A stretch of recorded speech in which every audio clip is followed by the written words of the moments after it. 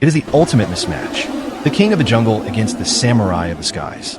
400 pounds of bone-crushing muscle versus a hive mind armed with flesh-melting neurotoxins. In the red corner, the Silverback, a biological tank capable of lifting 10 times its body weight. In the blue corner, the murder hornets. Not one, but thousands. A flying army carrying a venom so painful, victims describe it as hot nails being driven through their skin.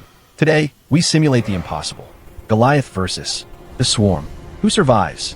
Let's break down the biology. The Silverback is built for blunt force trauma. Its skin on the back is incredibly thick, almost leathery, designed to protect against the bites of rival males and leopard claws.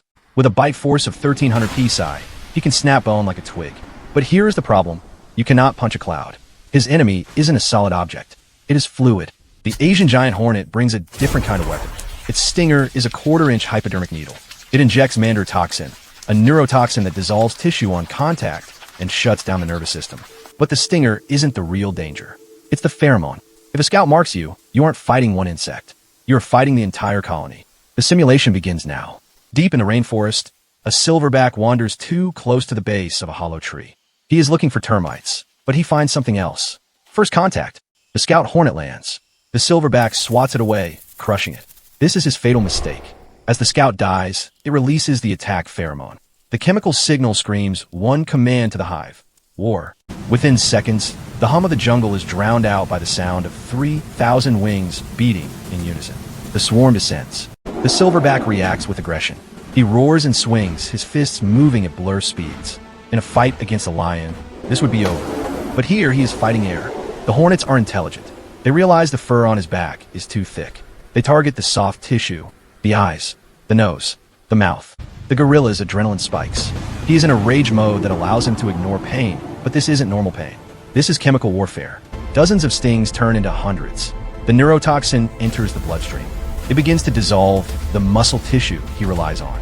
His kidneys begin to fail as they try to filter the massive load of poison. The silverback realizes he cannot win a fist fight. He runs. He can reach speeds of 25 miles per hour. But the murder hornets?